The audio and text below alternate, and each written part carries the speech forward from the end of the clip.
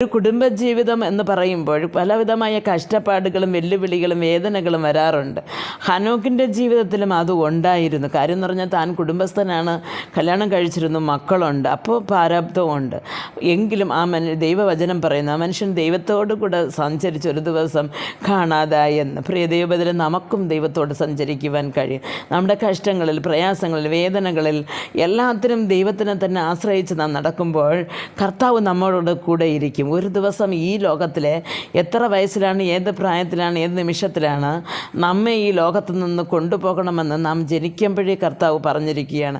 ആ സമയത്ത് നമ്മെ കൊണ്ടുപോകും. അപ്പോൾ ഈ ഭൂമിയിൽ ഉള്ളവർക്ക് നാം കാണാതെയാകും. പക്ഷേ ദൈവത്തിൻ്റെ രാജ്യത്തിൽ അനേകരെ നമുക്കും കാണാം, അവർക്ക് നമ്മയും കാണാം. പ്രിയ ദൈവ പൈതലേ, അപ്പോൾ ഈ ഹനോക്ക് കുടുംബമായി ജീവിച്ച് ഈ ലോകത്ത് ദൈവത്തോട് കൂടെ നടന്നതുപോലെ നമ്മുടെ കുടുംബ ജീവിതത്തിലായാലും തനിപ്പെട്ട ജീവിതത്തിലായാലും